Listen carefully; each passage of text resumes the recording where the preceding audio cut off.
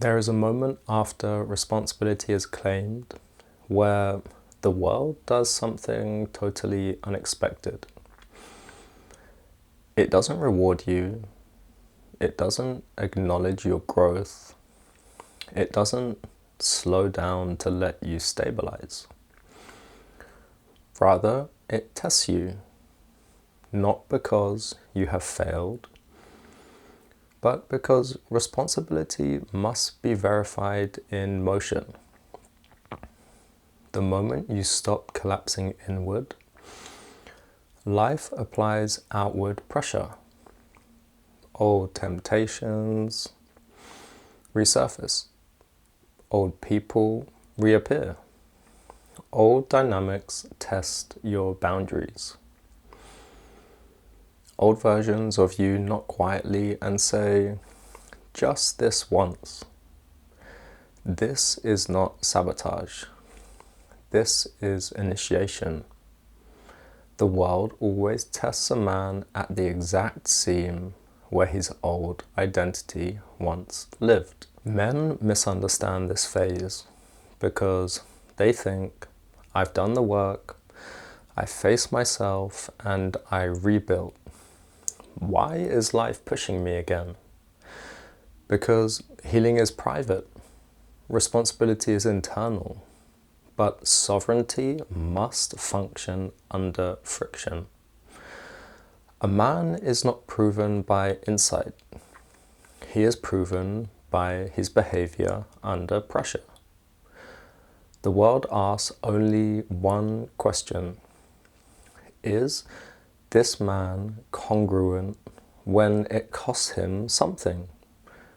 That is the test. This is where men get confused. The same environments return. The same relationships feel charged again. The same offers, distractions, and exits reappear. But not to pull you back, to measure your center. The old world doesn't come to reclaim you.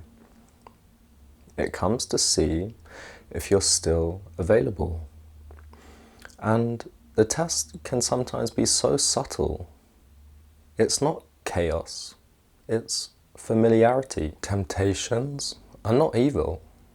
Temptations are information, and they reveal whether our discipline is structured or emotional, whether our boundaries are internal or reactive, and whether our identities are chosen or still negotiable. A man fails in this phase not because he wants to fall, but because he believes growth should feel safe. Initiation never protects comfort.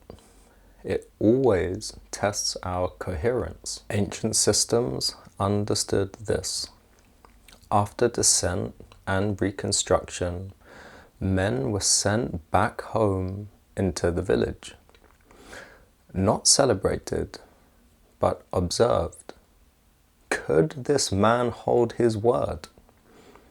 Could he stay present under pressure? Could he move without proving? The external world is the final examiner. It doesn't care what you've realized. It responds only to what you fully embody. Men relapse at this stage because they relax their standards too early. They confuse progress with permission. They mistake calm for completion. They tell themselves, I've earned a break. I've changed enough. I can handle this now. But that voice is not wisdom.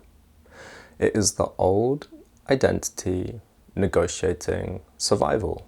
This phase requires something brutal and simple, a non-negotiable line. Not perfection, not intensity, but consistency. The world does not require you to dominate it, but it does require you to remain yourself inside of it. Every test asks, will you abandon your center, or will you stand firm and rooted in it? When a man passes this phase, something changes. Not loudly, not dramatically. People respond differently.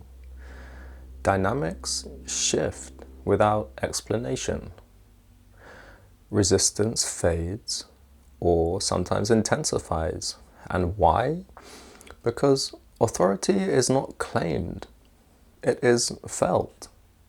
The world senses when a man no longer negotiates with himself. If life feels like it's testing you right now, that is not regression. That is confirmation. You are no longer being shaped internally. You are now being verified externally.